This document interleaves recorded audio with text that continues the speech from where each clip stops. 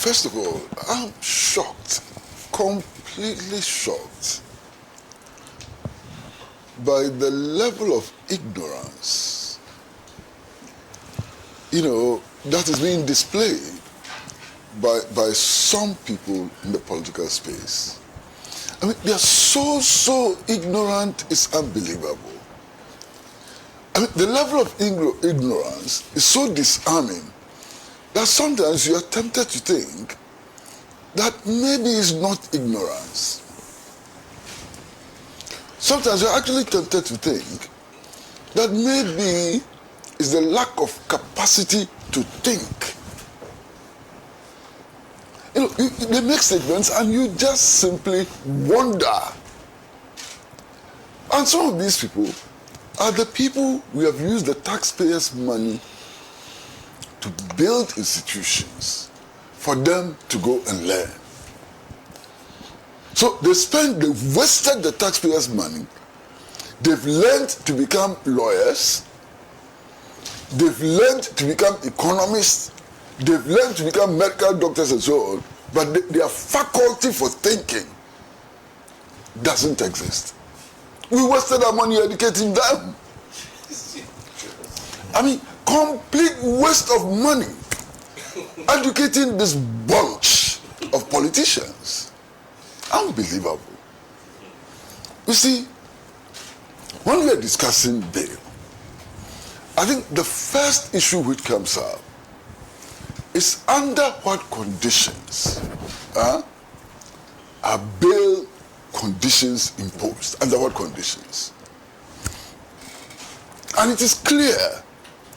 You see, a policeman who finished SHS and got recruited into the police service understands these things. But people who got masters in law, who went through Makwala and so on, cannot understand these things. Something must be wrong.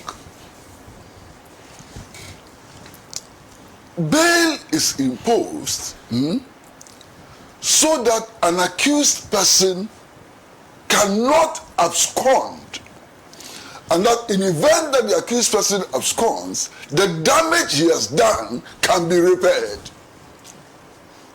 Anybody going to challenge this? Master, are you going to challenge this? So, if the accusation against you is that you have stolen 2 billion Ghana cedis, what bail condition should be imposed on you? 1,000 cedis. What bail condition? 200 cedis? Doesn't make sense. You understand? And in some circumstances, certain respectable people in the society and so on, used to be propertied people, are asked to stand surety so that just in case you run, they can be held responsible for the crimes that you have committed. And they can be held responsible for a number of reasons, and in a number of ways, all prescribed by the law.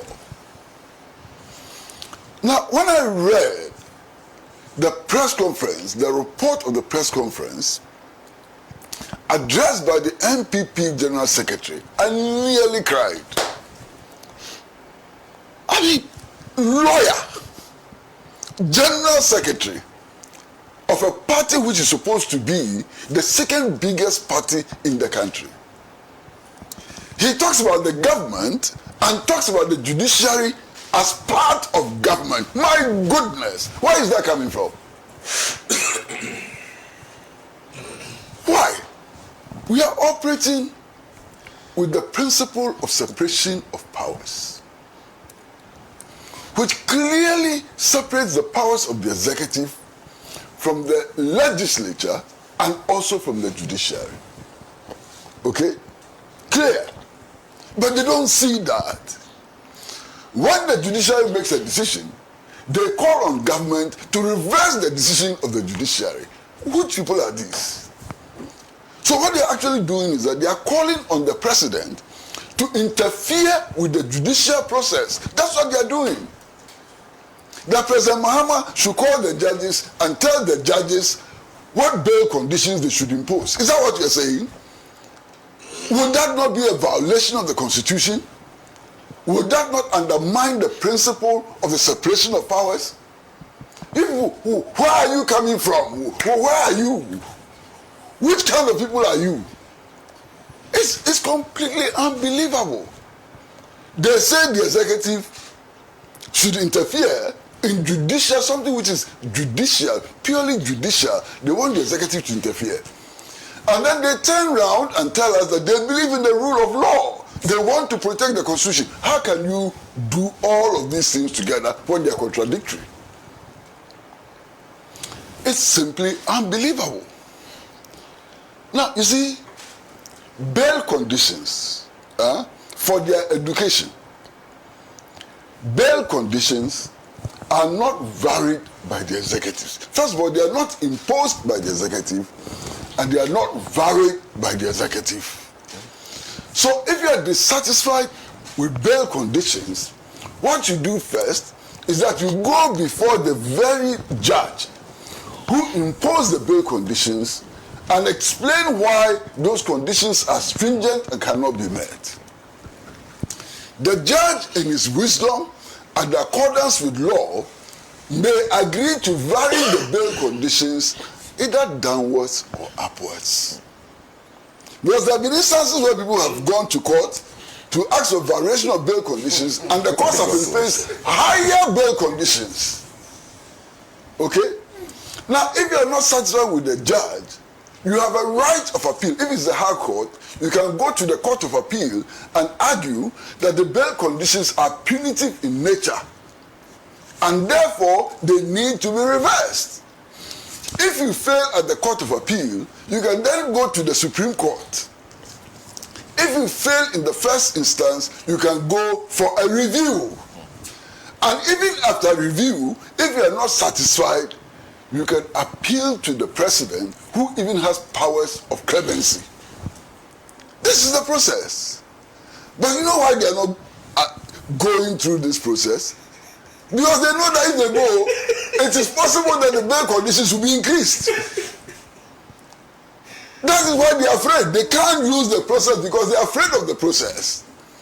So what they want to do is to come to the public and throw dust into our eyes. I know the dust they're throwing into our eyes. They come and they say, look,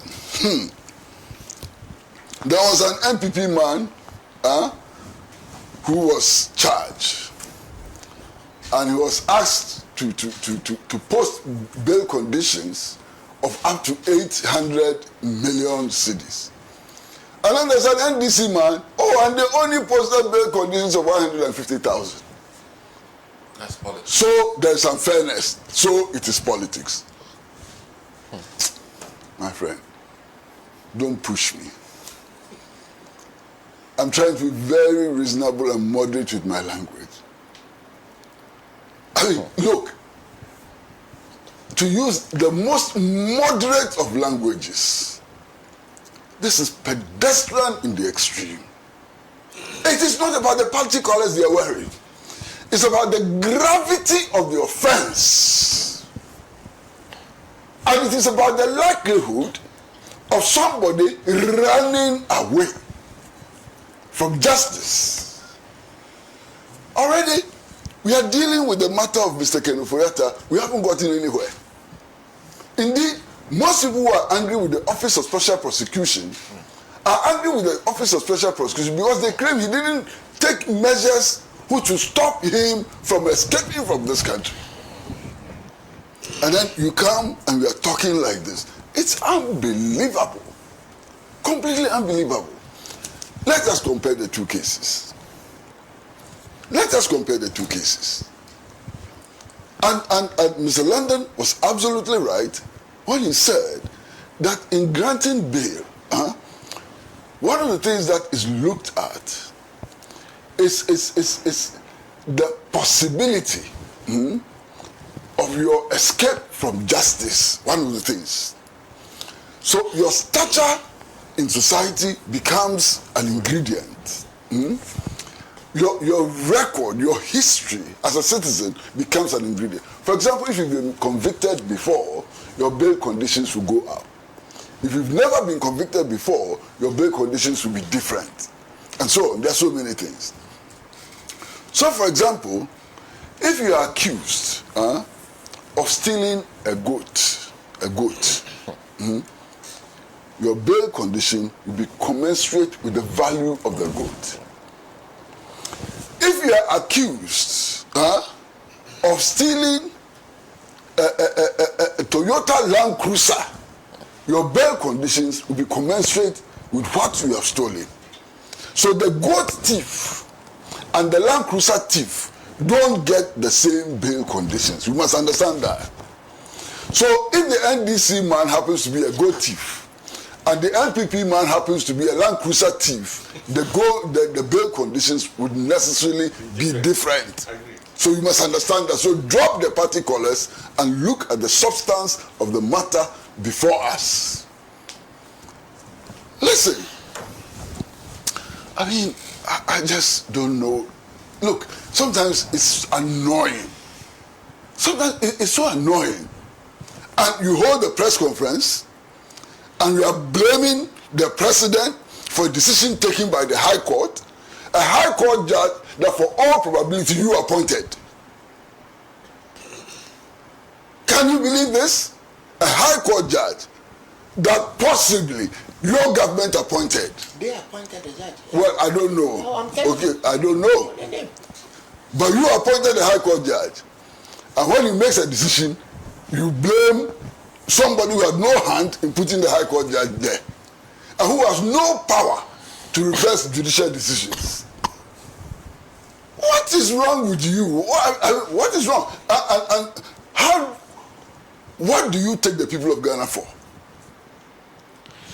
You think that the people of Ghana are just yo-yos? That you can hold press conferences and confuse the people of Ghana and so on? They are not. Indeed, what is happening is an indication that you cannot read the public mood. You are not able to read the public mood. Look, in 1979, when the so-called June 4 revolution happened, I was not in this country. As a matter of fact, I was in Philadelphia. I came back on June 11th. Some of the executions had already taken place. And I criticized the executions and said they were unfair, they were unjust, and so on. Do you know what I suffered then? The public, not the AFRC members, the public was angry with me. They wanted to eat me alive. Because the public wanted to see blood. The public was not interested in fairness. The public anger was that blood must flow. When people were being shot at the stakes, the soldiers who were doing the shooting were being cheered. You understand? And you must understand this public mood. Today, do you know what the public mood is? In spite of the bail conditions which have been imposed, in spite of investigations which are being carried out, the vast majority of people out there think that the Mahama government is treating you guys with kid gloves. If I like, tell me. The public is angry. Why? The Mahama administration, since he came into office, yesterday I checked, and I was told that the cedi was exchanging at 11 cedis to $1. They don't care. Yes, sir. That is not what they want. Inflation is down to 8%. They don't care. You understand? They have introduced free tertiary education for You're disabled. are they disabled? Persons living disabled. For less able people and so on. You understand? The public doesn't care. He's launching big push projects all over the place. They don't care. If you ask them, what do you want? They say, jail them. Jail the NPP people. Jail them. And on top of this, you come and hold such press conferences. You are not even grateful that government is holding on to the rails. It's not allowing, you know, if the public were told to deal with you, do you know what will happen to you? So you can't even read the public mood. So instead of being grateful to a government which is taking things through the due process and so on, you are attacking that government. What's wrong with you? What do you want? Can't you see? Can't you hear? Can't you smell? Can't you see the public mood? Open radio in the morning. I listen to radio, a few radio stations. Open them in the morning. In the morning I listen to Radio Gold. I listen to Sena's program. Sena, tell them what your listeners tell you. Say Mahama has failed. Why has Mahama failed? He has not jailed the NPP leaders. Is it Mahama who is going to jail anybody? It is not Mahama. And on top of that, you have the effrontery to hold a press conference and to make these claims. What's wrong with you? And when you know that if you are dissatisfied with the processes, there are remedies. Go and apply those remedies and stop wasting our years and time with your useless press conferences. What will the press conference do? What will it do? It will only expose, just expose the fact that you are pedestrian and do not understand the issues you're talking about. That's the case. What is this? You want the public to have their way? Where would you be if the public should have their way? Unbelievable. And then they turn around and say, oh, something happened in Collins Dowda's constituency and so on. Are you not impressed? Are you not impressed that an allegation is made against a sitting member of parliament who comes from the ruling party, and in a matter of 2 days he's before court? Even before the investigations have been concluded, he's before court. And he goes home on bail, and you are not impressed. Did this happen in your time? Sitting member of parliament, member of a ruling party, an allegation is made against him quickly. Not the president. The Inspector General of Police orders the Criminal Investigations Department to deal with him, to investigate the matter. Even before investigations are completed, he is put before court on a provisional charge and has to go home on bail. And you say you are not impressed. What would impress you then? Should they have cut off his head? Should they have shot him? Meanwhile, I'm sitting here and have followed this case very closely.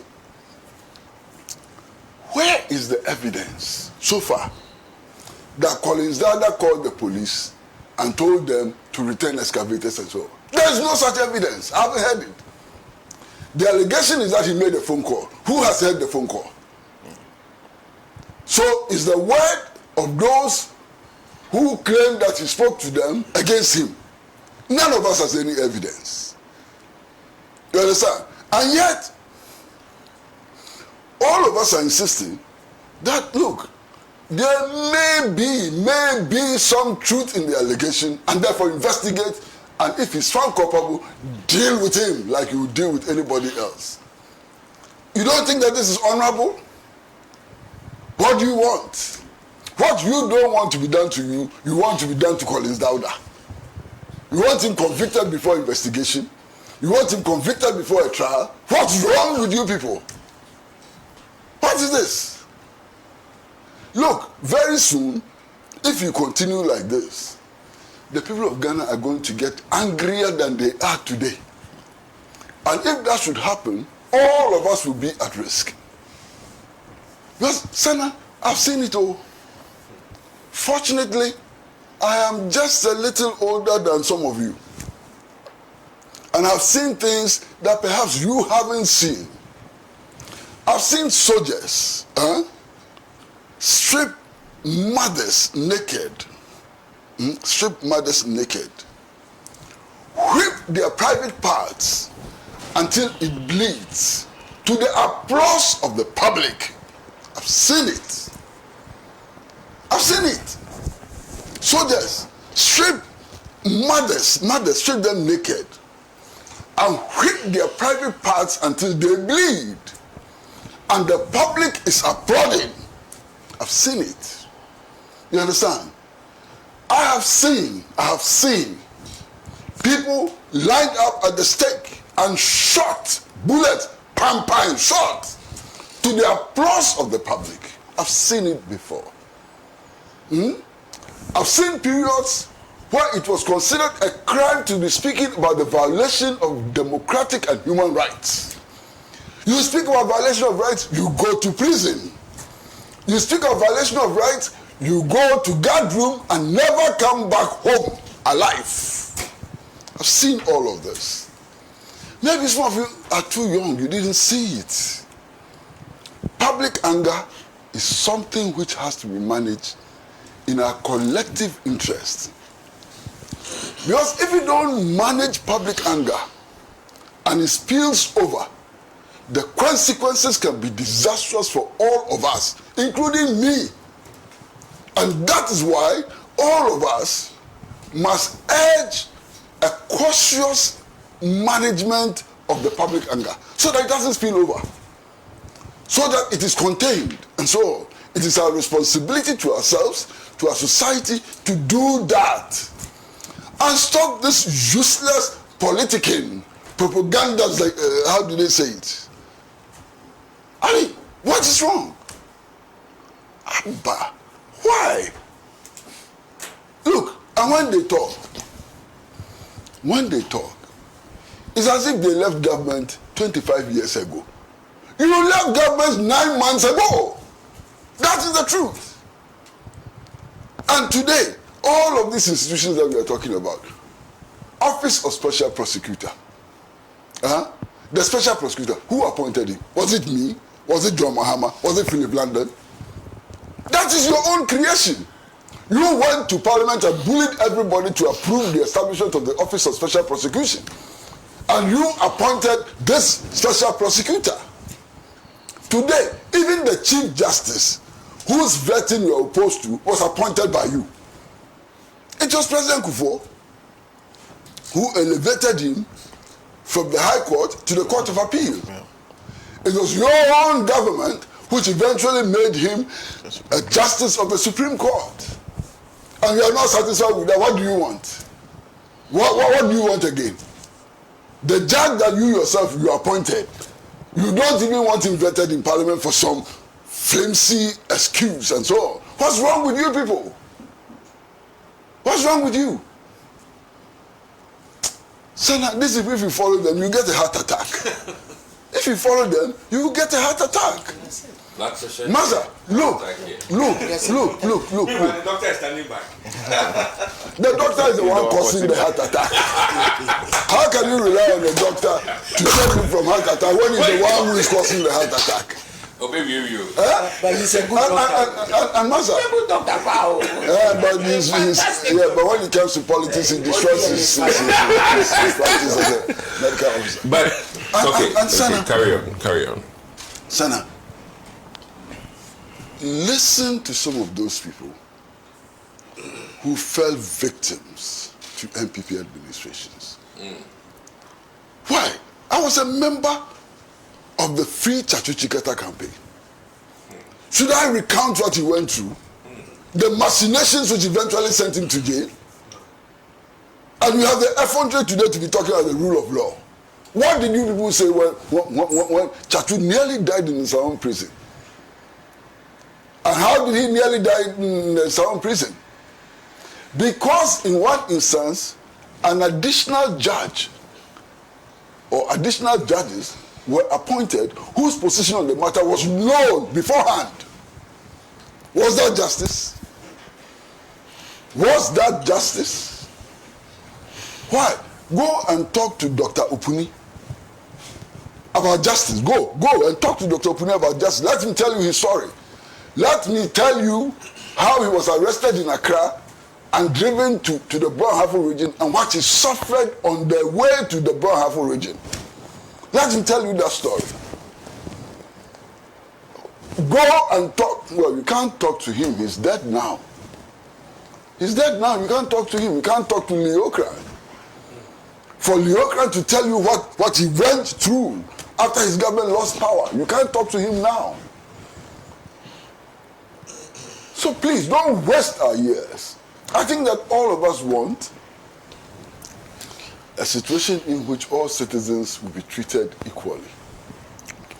All of us want a situation in which accused persons will be treated as accused persons and not convicted persons. All of us want a situation in which those who are accused of crimes, whatever the crime is, will be given the opportunity to defend themselves to the fullest, their rights fully respected, and so on. All of us want a society built on the foundations of justice and fairness for all. All of us want a society in which your political color does not matter when it comes to the judicial process. That is what all of us want. Let us all focus on that and fight for that and stop this Jaguar Joker attitude to politics.